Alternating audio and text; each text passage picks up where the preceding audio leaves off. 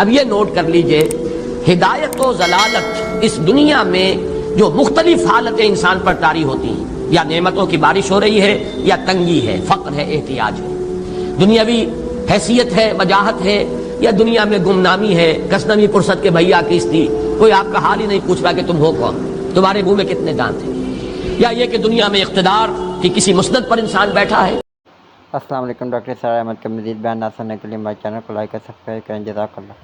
ان کے جواب میں جو طرز عمل فکری اعتبار سے اور عملاً انسان اختیار کرتا ہے، اس کے 4 درجے ہیں۔ پہلا درجہ ہے انتہائی گمراہی، ضل ضلالا بعیدا۔ وہ کیا ہے؟ اگر عزت ہوئی، نعمتیں ملی، فلاں دیوی یا دیوتا کی نگاہ کرم ہے، اس کی کرپا سے یہ ہو گیا، اور اگر کوئی تکلیف آ گئی، مصیبت آ گئی، معلوم ہوتا ہے کہ فلاں دیوی یا دیوتا ہم سے ناراض ہو گیا، یہ کالی دیوی کی طرف سے کوئی مصیبت آ گئی ہے، یا یہ کہ یہ لکشمی دیوی کی نگاہ کرم ہے کہ ہمیں دولت مل گئی ہے۔ یہ تو ہے شرک۔ شرک ہونے کے اعتبار سے یہ ہے ضل ضلالا بعیدا، انتہائی پستی۔ اس پستی سے اوپر آئیں گے تو توحید کی پہلی منزل ہے۔ عزت دی اللہ نے دی، اگر کوئی تنگی آ گئی، فقر، تکلیف، کوئی ذلت، رسوائی، یہ بھی اللہ کی طرف سے۔ ایک اعتبار سے تو انسان ہدایت پر آ گیا، بڑی گہرائی تھی اس گندگی کی اور اس خباثت کی جو شرک جس کا نام ہے، اس سے انسان نکل آیا، نجاست سے۔ توحید تو ہے، لیکن ابھی اس میں اس کی گمراہی کا ایک ایلیمنٹ شامل ہے، اور یہ گمراہی سے جب تک آگے نہیں آئے گا، اوپر نہیں ابھرے گا، اس کا طرز عمل کیا ہوگا کہ ذرا کچھ مل گیا، عزت مل گئی، پھولے نہیں سما رہے، اب زمین پر قدم نہیں ٹک رہے، گردن اکڑ رہی ہے، کہیں محرومی ہو گئی، کوئی تکلیف آ گئی، کوئی مشقت، فقر آ گیا، اب بجھ کر رہ گئے۔ ان دونوں کیفیات میں انسان کا پینڈولم جو ہے وہ ایکسٹریم کو جائے گا۔ یہ کب ہوگا؟ جبکہ انسان یہ سمجھتا ہے کہ اس دنیا میں جو دولت مل گئی یا عزت مل گئی تو یہ گویا کہ بڑی کوئی قابل فخر شے ہے، اور اگر یہاں پر کوئی تکلیف آ گئی، کوئی مصیبت آ گئی، فقر و فاقہ آ گیا تو یہ گویا کہ بہت ہی اہانت آمیز شے ہے۔ اگر یہ انسان سمجھے گا تو طرز عمل وہ نکلے گا، نتیجے کے طور پر جو میں بیان کر چکا ہوں، یہ گمراہی ہے۔ اس گمراہی سے نکلیں گے تو آپ کس مقام پر آئے؟ دوسری منزل ہدایت کی کیا ہے؟ نہ یہ عزت ہے نہ یہ ذلت ہے، دونوں حیثیتیں برابر ہیں کہ یہ امتحان ہے۔ اسی لیے ان دونوں آیتوں میں ایک لفظ قدر مشترک ہے، اذا مبتلاہ فاما الانسان اذا مبتلاہ ربہ فاکرمہ ونعمہ۔ یہ بھی ایک ابتلا ہے، آزما رہا ہے اللہ، کبھی وہ دے کر آزماتا ہے، کبھی چھین کر آزماتا ہے، کبھی فقر و فاقہ سے آزماتا ہے، کبھی وہ کثرت دولت اور کثرت مال سے آزماتا ہے، کبھی وہ صحت دے کر آزماتا ہے کہ یہ قوت اور توانائی اور صحت جو میں نے دی ہے یہ اس میں کیا کرتا ہے، کبھی وہ مرض کے ذریعے سے آزماتا ہے کہ صبر کرتا ہے کہ نہیں کرتا۔ ہمارے لیے شکوہ اور شکایت تو اس کی زبان پر نہیں آ جاتی، نالہ اور شیون تو نہیں آ جاتا، تکلیف جھیلتا ہے کہ نہیں جھیلتا، اس میں تحمل ہے کہ نہیں ہے، تو صبر کرتا ہے یا شکر کرتا ہے۔ یہ دونوں کیفیات در حقیقت اس اعتبار سے مساوی ہے، یہ بھی امتحان، یہ بھی امتحان۔ یہ حقیقت جب سامنے ہوگی، اب وہ پینڈولم جو ہے وہ بہت کم ہو جائے گا، یعنی انسان میں طبعی طور پر تو ایک اثر ہوتا ہے غیر اختیاری، کسی چیونٹی نے کاٹا آپ کے پاؤں پر، آپ اپنا پاؤں ہٹا لیں گے، اس میں کوئی ارادہ نہیں ہے، یہ ریفلیکس ایکشن ہے، غیر اختیاری فعل ہے۔ اس حد تک تو انسان ضرور متاثر ہوتا ہے، اس سے تو کوئی انسان جو ہے وہ بلندر نہیں ہو سکتا۔ حضرت ابراہیم رضی اللہ تعالیٰ عنہ، حضور کے وہ نومولود فرزند، انتقال جب ہو رہا تھا آپ کی آنکھوں میں آنسو آ گئے۔ اب یہ ایک طبعی اثر ہے، ایک فعل ہے، انفعالی کیفیت ہے جو بالکل طبعی ہے، لیکن یہ نہیں کہ اس کی وجہ سے انسان کی زبان پر کوئی شکوہ آ جائے، کوئی شکایت آ جائے، یہ نہیں ہوگا، یہ ایمان کے منافی ہے۔ اسی طریقے سے اگر کوئی خوشی ہوئی ہے تو چہرے کے اوپر ایک نکھار آ جائے گا، تبسم آ جائے گا، اس سے زائد نہیں۔ اس حد تک تو یوں سمجھیے کہ انسان کا طبعی تقاضا ہے۔ اس سے زیادہ یہ پینڈولم اگر سوئنگ کر رہا ہے تو گویا کہ اس حقیقت سے انسان محجوب ہے کہ یہ بھی امتحان ہے، یہ بھی امتحان ہے، جو ہم سورہ حدید میں پڑھ چکے ہیں۔ ما اصاب من مصیبت فی الارض ولا فی انفسکم الا فی کتاب من قبل ان نبراها ان ذلک علی اللہ یسیر لکی لا تعصوا علی ما فاتکم ولا تفرحوا بما آتاکم۔ اللہ تمہیں کچھ دے تو اتراؤ مت، اللہ تم سے کچھ چھین لے تو اس کے اوپر افسوس مت کرو۔ یہ نتیجہ ایمان کا نکلنا چاہیے۔ اگر تمہیں ایمان ہے اللہ پر، اگر تمہیں یقین ہے کہ جو کچھ ہوا ہے اللہ کے اذن کے بغیر نہیں ہوا، اگر تمہیں یقین ہے کہ اللہ نے جو میرے لیے طے کیا ہے اس میں میرے لیے خیر ہی ہے، چاہے فی الحال، فی الوقت، فوری طور پر مجھے ناگوار محسوس ہو رہی ہے بات، لیکن یقیناً میرے لیے اس میں خیر ہے میرے رب کی طرف سے کہ ہر چے ساقی ما ریخت عین الطاف است۔ ہم تو شارٹ سائٹڈ ہیں، ہم دیکھ نہیں سکتے کسی شے کو، ہم اس کے ظاہر کو دیکھ کر گھبرا اٹھتے ہیں کہ یہ تو تکلیف آ گئی، کیا پتا اسی کے پردے میں اللہ کی رحمت آ رہی ہے۔ میں نے وہ رئیس امروہوی کے اشعار آپ کو کئی دفعہ سنائے ہیں۔ وہ وقت آیا کہ ہم کو قدرت ہماری سعی و عمل کا پھل دے، بتا رہی ہے یہ ظلمت شب کہ صبح نزدیک آ رہی ہے۔ ابھی ہے کچھ امتحان باقی، فلاکتوں کے نشان باقی، قدم نہ پیچھے ہٹے کہ قسمت ابھی ہمیں آزما رہی ہے۔ رئیس اہل نظر سے کہہ دو کہ آزمائش سے جی نہ ہارے، جسے سمجھتے ہو آزمائش وہی تو بگڑی بنا رہی ہے۔ اسی آزمائش سے تو بگڑی بنے گی، اسی سے تو تمہارا خیر جو ہے اجاگر ہوگا، سامنے آئے گا، پتہ چلے گا who's who, what is what۔ ابو بکر میں کتنا یقین اور ایمان تھا، یہ کیسے معلوم ہوگا؟ کیسے معلوم ہوگا کہ بلال میں کتنا سہار، کتنا تحمل تھا، کتنا صبر تھا، اگر وہ مصیبت ان پر نہ آتی کہ جو امیہ ابن خلف کے ہاتھوں ان پر قیامت ٹوٹ رہی تھی۔ تو یہ ساری چیزیں جو ہے ما اصاب من مصیبت فی الارض ولا فی انفسکم الا فی کتاب من قبل ان نبرأ ان ذلک علی اللہ یسیر لکی لا تأسوا علی ما فاتکم ولا تفرحوا بما آتاکم واللہ لا یحب کل مختال فخور۔ اگر اس حقیقت سے محجوب ہو جاؤ گے تو پھر اختیال اور فخر اور گھمنڈ پیدا ہو جائے گا تمہارے اندر، یا دوسری طرف مایوسی، کمر ہمت ٹوٹ کر رہ جائے گی، خودکشی کرنے کو انسان آمادہ ہو جاتا ہے، ذرا کوئی ناکامی دنیا میں آ گئی، کوئی تکلیف آ گئی۔ یہ ہے در حقیقت تیسری منزل، ہدایت کی دوسری سیڑھی۔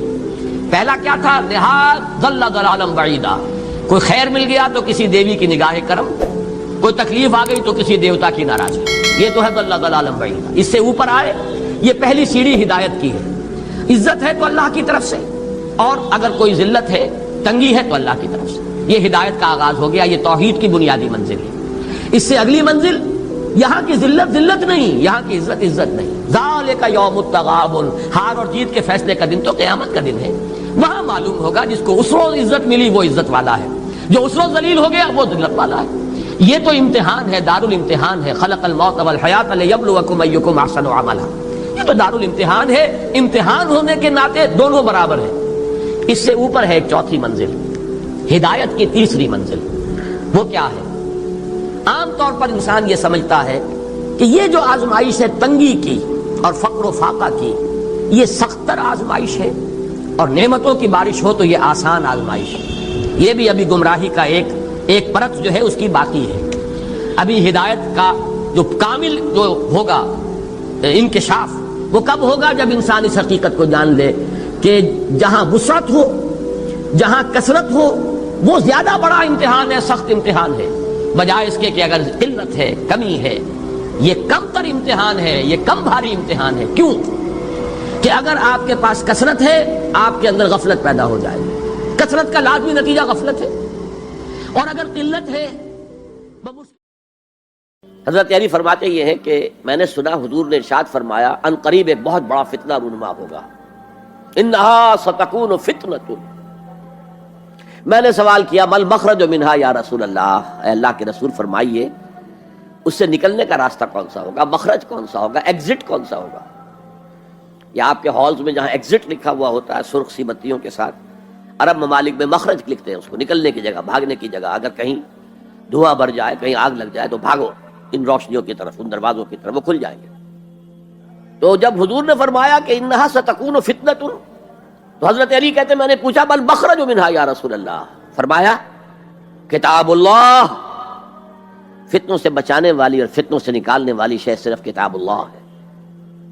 فیہ خبر ما قبلکم ونبأ ما بعدکم وحکم ما بینکم، اس میں تم سے پہلے جو اقوام تھی ان کی خبریں موجود ہیں، تمہارے بعد آنے والی جو چیزیں ہیں ان واقعات کا تذکرہ موجود ہے، اور تمہارے درمیان جو اختلافات بھی رونما ہو سکتے ہیں ان سب کا حل موجود ہے۔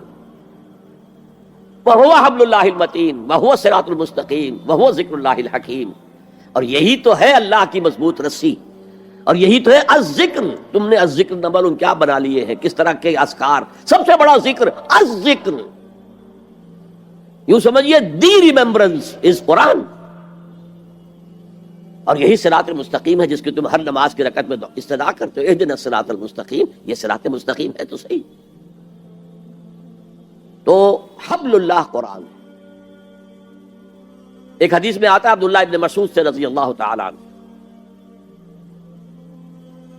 القرآن حبل اللہ الممدود من السماء الی الارض. حضور نے فرمایا یہ القرآن جو ہے یہ اللہ کی رسی ہے جو تنی ہوئی ہے آسمان اور زمین کے درمیان.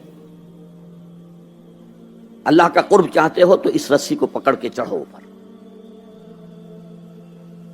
تقرب اللہ کا سب سے بڑا ذریعہ قرآن ہے. اس سے بھی زیادہ پیارے انداز میں ایک حدیث میں واقعہ بیان ہوا ہے. حضور صلی اللہ علیہ وسلم اپنے حجرے سے برآمد ہوئے اور آپ نے دیکھا ایک کونے میں کچھ لوگ قرآن مجید کا مذاکرہ کر رہے ہیں، سمجھ رہے ہیں، سمجھا رہے ہیں. درس کی شکل نہیں کہ جو مونولوگ ہوتا ہے ایک آدمی بولتا ہے باقی سنتے ہیں، نہیں. حضور کے چہرے پر بشاشت، خوشی کے، مسرت کے آثار ظاہر ہوئے.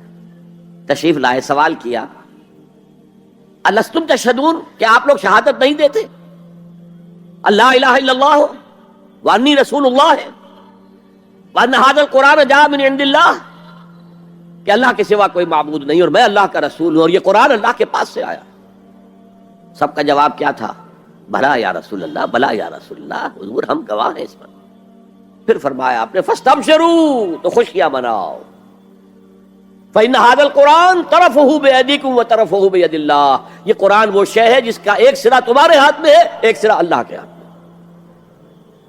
تعلق مع اللہ، تقرب الی اللہ کے لیے کوئی ذریعہ اگر ہے تو صرف قرآن. اب یہاں ایک بہت بڑے مسئلے کا حل ہو رہا ہے. اکثر جو بھی درد مند لوگ ہیں امت کے بارے میں سوچتے ہیں اور وہ فکر کرتے ہیں، وہ اتحاد اتحاد اتحاد اتحاد کا واس کہتے ہیں، اور وہ اتحاد جو ہے اس کے لیے کوئی بنیاد ہے نہیں. فرقہ پرستی ہے، فرقہ بندی ہے، کہیں اور کہیں ذاتیں ہیں. کیا زمانے میں پنپنے کی یہی باتیں ہیں؟ اصل میں جمع ہونے کے لیے کوئی بنیاد چاہیے. قرآن جمع کرتا ہے کس اعتبار سے؟ دیکھیے جانوروں کا ایک گلہ ہے جا رہا ہے، بھیڑیں بکریوں کا، ایک آدھ کتا بھی ان کو کافی ہے جمع رکھنے کے لیے. ذرا بکری کو ادھر ہوئی، وہ کتا آیا، وہ پھر واپس اپنے گلے کے اندر مل گئی. ایک دو کتے بھی کافی ہیں. بڑے سے بڑے گلے کو سنبھال کر رکھنے کے لیے ایک دو کتے کافی. لیکن انسانوں کو اگر جمع کرنا ہے تو پہلے ان کے اندر فکری اور ذہنی ہم آہنگی پیدا کرنا ضروری ہے. ان کے خیالات ایک جیسے ہوں، ان کے نظریات ایک جیسے ہوں، ان کے مقاصد ایک جیسے ہوں، ان کی سوچ ایک جیسی ہو، ان کے طریقہ کار ایک جیسے ہوں. جب تک یہ چیزیں نہیں ہوں گی جمع کیسے ہو جائیں گے؟ اتحاد کا واس کہتے رہیے، کوئی نتیجہ نکلے گا ہی نہیں، اور نہیں نکل رہا. متحد کرنے والی شے صرف اللہ کی کتاب ہے. یہ آپ کے اندر فکری ہم آہنگی پیدا کرے گی، اور وہ بھی صرف قرآن کی تلاوت سے نہیں، قرآن کو سمجھنے سے، سمجھ کر پڑھنے سے. جس کے لیے میں بار بار عرض کر چکا ہوں کہ سمجھ کر پڑھنے سے مراد کیا ہے؟ اتنی عربی سیکھ کر پڑھنا کہ قرآن کا مفہوم براہ راست آپ کے ذہن اور قلب میں اترتا جائے. آپ کسی مترجم کے ترجمے کے ذریعے سے قرآن نہ پڑھیں، وہ سیکنڈ ہینڈ نالج ہو جائے گا. وہ تو آپ مترجم کی آنکھ سے قرآن پڑھ رہے ہیں، اپنی آنکھ سے نہیں پڑھ رہے. اگر اس طریقے سے قرآن کے ساتھ جڑ جایا جائے تو ذہنی ہم آہنگی ہوگی، فکری ہم آہنگی ہوگی، مقصد ایک ہو جائے گا، اعلاء کلمت اللہ. وہ جو کہا کسی نے کہ میری زندگی کا مقصد تیرے دی کی سرفرازی، میں اسی لیے مسلمان، میں اسی لیے نمازی. اگر مقصد ایک ہوگا تو ہم مقصد لوگوں کو کہتے ہیں امت. اما یا اموں کے معنی ارادہ کرنا. آمین البیت الحرام، وہ لوگ جو بیت الحرام کا قصد کر کے جا رہے ہیں، سفر کر رہے ہیں.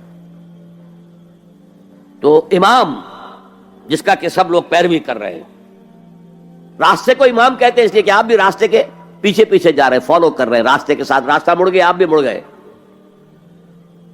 تو امت وہ ہے ان لوگوں کا مجموعہ جن کا مقصد ایک ہے. آج ہم کہتے ہیں امت مسلمہ، امت مسلمہ. کہاں ہے امت مسلمہ؟ وحدت امت کا سب سے بڑا خودی خواہ ہندوستان میں علامہ اقبال، ایک ہو مسلم حرم کی پاسبانی کے لیے، نیل کے ساحل سے لے کر تا بخاک کاشغر. لیکن اس کو بھی ماننا پڑا ہے اپنے لیکچرز میں، reconstruction of religious thought in Islam. There is no Muslim ummah present at this time. کوئی مسلم امت موجود نہیں ہے. Instead we have a number of Muslim nations یہ بات چونکہ 1928 میں کہی، اس وقت تک تمام مسلمان ممالک جو ہیں کولونیل پاورز، یورپین پاورز کے تحت تھے، غلام تھے، انڈونیشیا سے موریتانیہ تک سب غلام. وہ تو صرف صحرائے عرب کو چھوڑا ہوا تھا انہوں نے، کہ وہاں کچھ تھا ہی نہیں. اگر تیل اس وقت کہیں نکل آیا ہوتا تو اس میں تو وہ پنجے گاڑتے کہ جو کبھی پنجے نکلنے والے نہ ہوتے. بہرحال یہ ان سب کو جوڑنے والی شے، جو اقبال کہتا ہے instead we have a number of Muslim nations, آج ہم کیا کہیں گے؟ Instead we have a number of Muslim countries. پھر مسلمان ممالک میں بھی ایتھنک، لنگوسٹک، کتنے جھگڑے، کتنے اختلافات، کتنے چکر چل رہے ہیں. ڈارفر میں جو کچھ ہو رہا ہے سوڈان میں، وہ بھی ایتھنک ہے بنیادی طور پر. وہ کوئی مسلم غیر مسلم فساد نہیں ہے، ایتھنک ہے. تو اس اعتبار سے سوچئے کہ انسان کو جمع کرنے والی شے صرف وہ ہو سکتی ہے جو ان کے مقاصد کو یکجا کر دے، ان کے نظریات میں ہم آہنگی پیدا کر دے، ان کی سوچ کو ایک رنگ میں رنگ دے، پھر وہ بنیان مرصوص بن جائیں گے. علامہ اقبال نے بہت خوبصورت انداز میں کہا ہے، از یک آئینی مسلمان زندہ ہست. مسلمان اگر زندہ ہے تو ایک آئین کی وجہ سے ہے، وہ آئین قرآن. پیکر ملت ز قرآن زندہ ہست. یہ پیکر ملت جو ہے، جسم ہے ملت کا، جسد جو ہے، یہ اگر زندہ ہے تو قرآن کی بدولت ہے. جیسے میرا بدن ہے، میں زندہ ہوں تو جان کی وجہ سے، جان نکل جائے تو آپ کو معلوم ہے کچھ دیر کے بعد یہ ڈیکمپوز ہونا شروع ہو جائے گا. اس سے جلد از جلد قبر میں اتارنا ضروری ہے. از یکا آئینی مسلمان زندہ ہست، پیکر ملت ز قرآن زندہ ہست. ماں ہما خاکو دل آگاہ اوست، اعتصامش کن کہ حبل اللہ اوست. ہم تو نری خاک ہیں، خاک کے سوا کچھ نہیں، اور اس کے اندر دل جو ہے وہ قرآن ہے. ماں ہما خاکو دل آگاہ اوست، قرآن ہے دل. احتسامش کن کہ حبل اللہ اوست، پکڑو اسے مضبوطی کے ساتھ کہ حبل اللہ وہ ہے. یہ احادیث کی ترجمانی ہو گئی کہ نہیں؟ خوبصورت. القرآن حبل اللہ الممدود من السماء الى الارض، احتسامش کن کہ حبل اللہ اوست. اس قرآن کو مضبوطی کے ساتھ تھامو، اس لیے کہ حبل اللہ وہ ہے. تو یہ دوسرا نقطہ ہے، واعتصموا بحبل اللہ جميعا ولا تفرقوا. تفرقوا کے لفظ پر توجہ کر لیجئے. تختلفوا نہیں ہے، اختلاف ہو سکتا ہے، دیانت کے ساتھ ہو سکتا ہے. تفرقہ یہ تم اور میں اور. جب اختلاف اس شدت کو پہنچ جائے کہ چھوٹے چھوٹے اختلافات کے اوپر کفر کے فتوے، تم اور ہم اور، من دیگرم تو دیگری، یہ تفرقہ ہے. اختلاف ہو سکتا ہے. اختلاف امام ابو حنیفہ امام شافعی میں ہوا، ٹھیک ہے، اور امام ابو حنیفہ کے شاگردوں میں ہو رہا ہے. انہوں نے اپنے استاد سے بھی اختلاف کیا، آپس میں بھی اختلاف کیا. لیکن اس اختلاف کو اپنی جگہ پر رکھیے. اختلاف اور ہے اور افتراق اور ہے. افتراق، فرق، تم اور ہو میں اور ہوں، یہ کام غلط ہے. ملت کی ایک وحدت اس کو برقرار رکھتے ہوئے اگر فقہی اختلافات ہیں، مختلف مسائل میں اختلاف ہے، کوئی حرج نہیں. میں کہہ نہیں سکتا کہ یہ عام طور پر ویسے حدیث کے طور پر ہی بیان ہوتی ہے، لیکن یہ کہ آیا اس کی سند صحیح ہے یا نہیں میں نہیں کہہ سکتا. کہ اختلاف امتی رحمت، میری امت کا اختلاف تو رحمت ہے. ایک وقت میں ایک قول کے اوپر ہم عمل کر رہے تھے، حالات بدلے، معلوم ہوا کہ نہیں، وہ دوسرے صاحب کا قول زیادہ صحیح معلوم ہوتا ہے. قاضی ابو یوسف کے بجائے امام محمد کا قول زیادہ صحیح لگتا ہے. آج کل کے حالات میں ہمیں اس پر اختیار کر لینا چاہیے. ہو سکتا ہے رحمت ہے، اختلاف امتی رحمت. لہذا اختلاف جو ہے لا یزالون مختلفین ولذالک خلقہم، یہ لوگ اختلاف تو کریں گے اور اسی لیے اللہ نے انہیں پیدا کیا ہے. دو بھائیوں کی شکلیں نہیں ملتی ہیں، اختلاف ہے، گنا گونی ہے، مونوٹنی نہیں ہے. مونوٹنی تو انسان کو بور کر دیتی ہے. تنوع، گلہائے رنگا رنگ سے ہے رونق چمن، اے ذوق اس چمن کو ہے زیب اختلاف سے، گلہائے رنگا رنگ. تو اختلاف اور شے ہے، لیکن جو اختلاف افتراق کا سبب بن جائے وہ ہے اصل میں کہ جو پھر امت کی جڑوں کو گویا کہ اس کے اوپر تیشہ بن کر گرنے والی شے. واعتصموا بحبل اللہ جميعا ولا تفرقوا.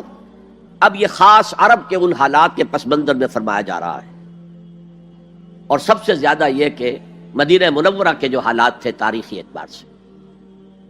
وَاذْكُرُوا نِعْمَةَ اللَّهِ عَلَيْكُمْ إِذْ كُنْتُمْ أَعْدَاءً فَأَلَّفَ بَيْنَ قُلُوبِكُمْ فَأَصْبَحْتُمْ بِنِعْمَتِهِ إِخْوَانًا. اور یاد کرو اللہ کے انعام کو جو تم پر ہوا ہے کہ تم تو دشمن تھے آپس میں، پورے عرب میں بھی قتل و غارت گری، جنگ و جدل تو ان کو پیشہ تھا. کہیں پانی پینے پلانے پہ جھگڑا، کہیں گھوڑا آگے بڑھانے پہ جھگڑا، جھگڑا ہی جھگڑا. ان کی تو طبیعت ثانیہ جو ہے وہ تھی جنگ و جدال. بس اس میں حرم محفوظ تھا. انا جعلنا حرما آمنا، یہ امن کی جگہ تھی. دور جاہلیت میں بھی حال یہ تھا عربوں کے اندر اس قدر حرم کی جو حرمت ہے اور اس کے امن کی جو اہمیت تھی کہ اگر کسی شخص کے باپ کو کسی نے قتل کیا اور اب وہ اپنے اس باپ کے قاتل کو تلاش کر رہا ہے سال ہا سال سے، اسی میں لگا ہوا انتقام لینے کے، ان کے جذبات کے اندر انتقام تھا، اور اب اس نے حرم میں دیکھ لیا ہے اپنے باپ کے قاتل کو تو اسے کچھ نہیں کہے گا. یہ امن کی جگہ ہے. تو قریش کو امن حاصل تھا. لإلاف قریش إلافهم رحلة الشتاء والصيف فليعبدوا رب هذا البيت الذي أطعمهم من جوع وآمنهم من خوف. باقی تو پورے عرب کے اندر، اور وہ بھی اشہر حرم جو ہیں ان کے اندر جنگ بند ہو جاتی تھی، ورنہ جنگ دن رات چلتی تھی. اور خاص مدینے میں آپ کو معلوم ہے جنگ بعاث جو اوس اور خزرج کے درمیان 100 سال تک چلتی رہی، نسلاً بعد نسل. ابھی انہوں نے اتنے لوگ ان کے قتل کر دیے، جواب انہوں نے ان کو اتنے لوگ قتل کر دیے. پھر جیسے کہ ہمارے دیہات میں ہوتا ہے قتل در قتل، قتل در قتل، وہاں قبیلوں کے مابین جنگ بعاث جو ہے 100 سال سے چل رہی تھی. تو وَاذْكُرُوا نِعْمَةَ اللَّهِ عَلَيْكُمْ إِذْ كُنْتُمْ أَعْدَاءً فَأَلَّفَ بَيْنَ قُلُوبِكُمْ فَأَصْبَحْتُمْ بِنِعْمَتِهِ إِخْوَانًا. تو تم ہو گئے ہو اللہ کی نعمت سے آپس میں بھائی بھائی. اور کیسے بھائی بھائی بنے ہیں پھر، جو اخوت اور بھائی چارے کی مثالیں قائم کی ہیں صحابہ کرام نے، پوری انسانی تاریخ میں آپ کو نہیں مل سکتی. وَكُنْتُمْ عَلَى شَفَا حُفْرَةٍ مِّنَ النَّارِ. اور تم تو ایک آگ کے گڑھے کے کنارے تک پہنچ چکے تھے، گرنا ہی چاہتے تھے، تباہ و بربادی کی انتہائی کو پہنچ رہے تھے. میں آپ کو بتا چکا ہوں ایک پس منظر کہ مدینے کے حالات میں ایک تاریخی اعتبار سے سازگاری کی ایک وجہ یہ بھی تھی کہ اب اوس اور خزرج تھک گئے تھے، لڑ لڑ کر ایک دوسرے کو مار کر تھک گئے تھے، اور وہ سوچ رہے تھے کوئی آربیٹریٹر ہونا چاہیے، ہمیں کوئی بادشاہ بنا لینا چاہیے جس کا حکم اوس بھی مانے خزرج بھی مانے. اور قرۂ فال بنامے من دیوانہ زدن، اس کے لیے قرۂ فال نکلا تھا عبداللہ ابن امی کا. اس کے لیے تاج تیار ہو گیا تھا سونے کا، ابھی تاج پوشی باقی تھی کہ حضور تشریف لے آئے بے تاج بادشاہ کی حیثیت سے. اس کے سارے خواب جو ہیں وہ بکھر گئے. تو انہیں ضرورت کا احساس تھا، لڑ کر تھک گئے، کب تک لڑیں گے، ہمارے قبیلے جو ہے ختم ہو جائیں گے لڑ کر. تو اسی کی طرف اشارہ ہو رہا ہے کنتم علی شفا حفرۃ من النار. حفرہ گڑھا، شفا شفتین ہیں یہ دو ہونٹ جن کے درمیان یہ منہ کا گڑھا ہے. تم تو ایک ہونٹ پر، اس گڑھے کے ایک ہونٹ پر پہنچ چکے تھے، ایک کنارے تک پہنچ چکے تھے. فانقذکم منہا، اللہ نے وہاں سے تمہیں بچایا ہے. یہی تمثیل اختیار کی ہے حضور نے صلی اللہ علیہ وسلم. اے لوگوں میری اور تمہاری مثال ایسی ہے کہ آگ کا ایک بڑا گڑھا ہے، تم اس میں گر پڑنا چاہتے، تمہیں نظر نہیں آ رہا، اور میں تمہارے کپڑے پکڑ پکڑ کر گھسیٹ رہا ہوں. کذالک یبین اللہ لکم آیاتہ لعلکم تہتدون. اسی طرح اللہ تعالیٰ واضح کرتا ہے تمہارے لیے اپنی آیات کو تاکہ تم ہدایت حاصل کر سکو، ہدایت پر آ جاؤ، ہدایت قبول کرو. تو یہ دوسرا نقطہ ہوا. پہلا نقطہ کیا تھا؟ انفرادی تقوی، انفرادی تدین، افراد کے اندر اخلاص، صرف اللہ کی رضا جوئی کے لیے کام کرنا، صرف اخروی فلاح کے لیے کام کرنا. یہ پہلی ہے. اینٹیں مضبوط ہو جائیں، خام ہے جب تک تو ہے مٹی کا ایک انبار تو، پختہ ہو جائے تو ہے شمشیر بے زنہار تو. اینٹیں پختہ ہو جائیں، اب انہیں جوڑنا ہے، سیمنٹ سبسٹنس چاہیے، وہ قرآن ہے، یہ جوڑے گا تم. چنانچہ یہی بات حضرت شیخ الہند مولانا محمود حسن دیوبندی اسیر مالٹا نے اپنی اسیری سے رہائی پانے کے بعد واپس جب آئے ہیں تو دیوبند میں علماء کے ایک بڑے اجتماع سے خطاب کر کے کہی. مولانا مفتی محمد شفیع رحمۃ اللہ علیہ وہ خود موجود تھے اس میں، بڑے بڑے علماء، مولانا حسین احمد مدنی رحمۃ اللہ علیہ، شبیر احمد عثمانی رحمۃ اللہ علیہ، مولانا اشرف علی تھانوی رحمۃ اللہ علیہ، مولانا انور شاہ کشمیری رحمۃ، بڑا مجمع. اور کہا حضرت شیخ الہند نے ہم نے تو اپنی اسیری کے 4 سالوں کے دوران جتنا غور کیا تو ہماری اس وقت کی امت کی زبوں حالی کے 2 سبب سامنے آئے. مولانا مفتی شفیع لکھتے ہیں ان کی کتاب وحدت امت کے نام سے، کہتے ہیں کہ پورا مجمع ہمہ تن گوش ہو گیا کہ یہ شیخ الشیوخ استاد العلماء عمر کے اس آخری درجے میں اس حد پر آ کر اب نیا سبق کون سا سیکھ کر آیا. تاکہ ہمیں تو اس کے 2 سبب معلوم ہوئے، ایک ہمارا قرآن کو ترک کر دینا، لفظ نوٹ کیے ترک کر دینا، اور دوسرا ہمارے آپس کے اختلافات. چنانچہ میں تو یہی فیصلہ کر کے آیا ہوں کہ اب زندگی جتنی باقی ہے 2 ہی کاموں میں لگاؤں گا. ایک تو یہ کہ ناظرہ قرآن پڑھنے کے مکتب گلی گلی کھل جائیں اور عوامی درس قرآن کے ذریعے قرآن کے پیغام اور قرآن کے حکمت سے لوگوں کو روشناس کرایا جائے. عوامی درس قرآن کا لفظ استعمال کر رہا ہے شیخ الہند، جنہیں میں 14ویں صدی کا مجدد اعظم سمجھتا ہوں. اور نمبر 2 یہ کہ آپس کے اختلافات کو حوالہ دی جائے. یہ واقعہ کوٹ کر کے مفتی محمد شفیع صاحب لکھتے ہیں کہ حضرت شیخ نے جو 2 باتیں کہیں اصل میں وہ ایک ہی ہے. ہمارے باہمی اختلافات بھی تو اسی وجہ سے ہیں کہ ہم نے قرآن کو ترک کر دیا. بتائیے شیخ الہند نے کیسے ترک کیا قرآن؟ مولانا مدنی نے کیسے ترک کر دیا قرآن؟ کیا مطلب اس ترک کرنے کا؟ حال تو یہ ہے کہ مولانا مدنی رحمۃ اللہ علیہ، حالانکہ وہ تو گرفتار نہیں ہوئے تھے، وہ تو والنٹریلی اپنے شیخ کی خدمت کے لیے گئے ہیں ساتھ، اور اس حد تک ان کی وفاداری اور ان کی خدمت گزاری کہ رمضان کا مہینہ آیا تو حضرت شیخ الہند نے حسرت کے ساتھ کہا زندگی میں یہ پہلا رمضان ہوگا کہ تراویح میں قرآن نہیں سن سکیں گے. اس لیے کہ نہ شیخ الہند حافظ تھے، نہ مولانا مدنی حافظ تھے، اور تیسرے ان کے ساتھ ایک اور تھے، ان کا میں نام بھول رہا ہوں، وہ سرحد کے پٹھانوں میں سے تھے، کوئی حافظ نہیں تھا. اب آپ غور کیجئے، استاد اور اپنے شیخ کی اس حسرت کو دور کرنے کے لیے مولانا مدنی روزانہ 1 پارہ حفظ کرتے تھے اور رات کو تراویح میں سناتے تھے، روزانہ 1 پارہ. اور یہ انہونی بات نہیں ہے، جب ساری زندگی قرآن ہی سے شغف رہا ہے تو وہ ہے تو صحیح ذہن میں، اب صرف ان کے لنکس ملانے ہیں آپس میں، اور کیا ہے. اصل میں قرآن کو ترک کرنے کا مطلب کیا ہے؟ وہ اصل میں ایک اور بہت بڑے عالم دین کی بات سنیے آپ، مولانا سید انور شاہ کاشمیری رحمۃ اللہ علیہ، جو دیوبند سے آ کر آپ کے قریب میں ڈابھیل میں انہوں نے مدرسہ قائم کیا تھا. وہ ایک مرتبہ قادیان میں ایک جلسہ علماء کیا کرتے تھے ہر سال رد قادیانیت کے لیے. تو ایک سال اسی طرح وہاں علماء جمع تھے. اب جس نے یہ واقعہ بیان کیا ہے اس کا نام میرے ذہن میں اس وقت نہیں ہے، کہ میں صبح مولانا انور شاہ کاشمیری رحمۃ اللہ علیہ کی خدمت میں حاضر ہوا تو دیکھا کہ غم کی تصویر بنے بیٹھے، بہت اداس، غمگین. میں نے پوچھا حضرت کیا معاملہ ہے، کوئی خاص سبب ہے؟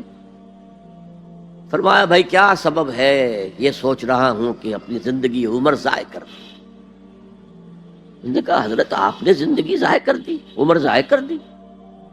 آپ نے علم، بیہقی وقت کہلاتے ہیں انور شاہ کاشمیری، جیسے امام بیہقی تھے، محدث اور فقیہ دونوں اعتبارات سے بلند. تو آپ نے پڑھنے پڑھانے میں، سیکھنے سکھانے میں ساری عمر گزار دی، تو آپ کی زندگی ضائع کیسے؟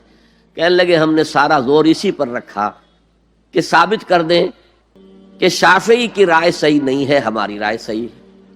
اسی کے لیے دلائل، اسی کے لیے بحثیں، اسی کے لیے لمبی چوڑی جو ہیں ہمارے ہاں نشستیں منعقد ہوئیں مدارس کے اندر. حالانکہ اللہ کے ہاں یہ ہم سے سوال نہیں ہوگا، گمراہیاں طرح طرح کی پھیل رہی ہیں اور ہم ان بحثوں میں لگے ہوئے. حالانکہ زیادہ سے زیادہ یہ کہا جا سکتا ہے کہ قول اصحابنا ثواب محتمل الخطا، اور جو قول دوسروں کا ہے وہ خطا ہے محتمل الثواب. زیادہ سے زیادہ یہ کہہ سکتے ہیں ہم کہ ہمارے جو اسلاف ہیں، ہمارے جو اساتذہ ہیں، ان کا قول صحیح ہے، اگرچہ اس کے خطا ہونے کا بھی امکان ہے. ہم یہ نہیں کہہ سکتے کہ اس کے غلط ہونے کا کوئی امکان ہی نہیں، معصوم تو وہ نہیں تھے. اور قولہم ان کا جو ہمارے سامنے ہے مد مقابل ہے، اور وہ شافعی ہیں. اصل تو جو ٹکراؤ تھا وہ فقہ حنفی اور فقہ شافعی کے مابین تھا. ہم صرف یہ کہہ سکتے ہیں کہ ان کا یہ قول خطا ہے، غلطی ہے، اگرچہ احتمال موجود ہے کہ وہی صحیح ہو، اس کے سوا تو ہم کچھ نہیں کہہ سکتے، اور ہم نے اپنی ساری زندگی اس کام میں لگا دی۔ لیکن میں کہہ نہیں سکتا اس پر کتنے رنج اور صدمے کا اظہار کروں کہ مجدد وقت شیخ الہند رحمۃ اللہ علیہ اور بحقی وقت مولانا انور شاہ کاشمیری رحمۃ اللہ علیہ، ان کی ان باتوں کا کوئی اثر ان کے شاگردوں نے قبول نہیں کیا۔ وہی روش ہے، وہی فقہی بحثیں ہیں۔ جب میں نے پاکستان میں تحریک خلافت کا آغاز کیا، کچھ احادیث بیان کی، اچھے علماء نے کہا کہ ڈاکٹر صاحب ہم نے تو یہ حدیثیں پہلی مرتبہ آپ سے سنی، یہ حدیثیں جو ہیں یہ ہیں کتاب الملاحم میں، اشراط الساعہ، علامات القیامہ، کتاب الفتن، اور حدیث کے ان ابواب پر تو پہنچتے پہنچتے ہم ایگزاسٹ ہو چکے ہوتے ہیں، ہماری ساری بحثیں جو ہے وہ ختم، اور وقت ختم ہو جاتا ہے ان فقہی بحثوں کے اندر، یہاں تک تو ہم پہنچتے ہی نہیں۔ بہرحال دوسرا نقطہ جیسا کہ میں نے عرض کیا، پہلا اینٹیں پکاؤ، مضبوط کرو، یا ایھا الذین آمنوا اتقوا اللہ حق تقاتہ ولا تموتن الا وانتم مسلمون، اور دوسرا ان کو جوڑنے کے لیے قرآن کو ایز اے سیمنٹ سبسٹنس استعمال کرو، واعتصموا بحبل اللہ جميعا ولا تفرقوا واذکروا نعمت اللہ علیکم اذ کنتم اعداء فالف بین قلوبکم فاصبحتم بنعمتہ اخوانا وکنتم علی شفا حفرۃ من النار، تم تو تباہی آگ کے گڑھے کے کنارے تک پہنچ گئے تھے، گرا چاہتے تھے، فانقذکم منہا، تو اللہ نے اس سے تمہیں نکالا ہے۔ کذالک یبین اللہ لکم آیاتہ لعلکم تہتدون، اسی طرح اللہ تعالیٰ تمہارے لیے اپنی آیات کی تبیین کر رہا ہے، وضاحت کر رہا ہے تاکہ تم ہدایت حاصل کر سکو۔ اب تیسری بات، یہ جو اینٹوں کو پکا کر اور پھر ان کو جوڑ کر جو ایک اجتماعیت وجود میں آئی، اس کے مقاصد کیا ہیں؟ کیا کشور کشائی کرنی ہے؟ ملکوں کو فتح کرنا ہے؟ کیا کرنا ہے؟ اپنے قوم کی سربلندی، اس کے لیے یہ قوت صرف کرنی ہے؟ کیا ہے کہ کرنی؟ وَلْتَكُن مِّنكُمْ أُمَّةٌ يَدْعُونَ إِلَى الْخَيْرِ وَيَأْمُرُونَ بِالْمَعْرُوفِ وَيَنْهَوْنَ عَنِ الْمُنكَرِ وَأُولَٰئِكَ هُمُ الْمُفْلِحُونَ۔ اب یہاں پر من جو ہے، منکم، اس کے معنی میں اختلاف ہے۔ مولانا ابوالکلام آزاد نے، کیونکہ اس موضوع پر ان کے پورا ایک مقالہ، پوری تقریر ہے کتابی شکل میں، امر بالمعروف نہی عن المنکر، اس آیت کے حوالے سے کہا ہے یہاں من جو ہے تبعیضیہ نہیں ہے، بیانیہ ہے۔ ثقیل اصطلاحات ہے، مطلب کیا ہے؟ تم میں سے کچھ، یعنی سب نہیں، کچھ تو ہوں، جیسے ابھی آپ نے ترجمہ سنا، تم میں سے کچھ لوگ تو ایسے ہونے ہی چاہیے جو یہ کام کریں، تو یہ گویا کہ تبعیضیہ ہو گیا، تم میں سے کچھ۔ بیانیہ کیا ہے؟ تم سے ایک ایسی امت وجود میں آنی چاہیے۔ اور بڑی پیاری مثال دی ہے انہوں نے، عربی میں کہتے ہیں للامیر من اولاد ہی جندن، فلاں جو امیر ہے، فلاں علاقے کا جو بھی امیر ہے، بادشاہ ہے، اس کی تو اپنی اولاد سے ایک لشکر بن جاتا ہے، یعنی اس کی اولاد اتنی ہے کہ گویا کہ وہ لشکر ہے۔ للامیر من اولاد ہی جندن، یہ یہاں من تبعیضیہ نہیں ہے، من بیانیہ ہے کہ اولاد ہی ایک لشکر کی شکل میں ہے۔ لیکن اکثر علماء نے یہاں پر من کو تبعیضیہ قرار دیا ہے، جیسے کہ ابھی ترجمہ آپ نے سنا تو اس میں بھی تھا، میرا بھی اتفاق اسی سے ہے، اس لیے کہ چند آیتوں کے بعد وہ آیت بھی آ رہی ہے، آیت نمبر 110، جس میں پوری امت کے لیے یہی کام قرار دیا گیا۔ کنتم، یہاں ہے ولتکن، تم میں سے یا تمہارے ذریعے سے وجود میں آئے ایک امت، وہاں کنتم خیر امت اخرجت للناس تأمرون بالمعروف وتنہون عن المنکر وتؤمنون باللہ، تم وہ بہترین امت بن گئے ہو، بن چکے ہو، جو دنیا والوں کے لیے نکالی گئی ہے۔ یہ پہلے بھی میں عرض کر چکا ہوں کہ باقی ہر قوم دنیا کی اپنی بھلائی کے لیے، اپنی فلاح کے لیے، اپنے مفادات کے لیے، اپنی مصلحتوں کے لیے کوشاں ہوتی ہے، نہیں، تمہارا معاملہ یہ نہیں ہے، تمہیں دنیا والوں کی ہدایت کے لیے نکالا گیا ہے۔ السلام علیکم، ڈاکٹر سعید احمد کے مزید بیانات سننے کے لیے ہمارے چینل کو لائک اور سبسکرائب کریں۔ جزاک اللہ۔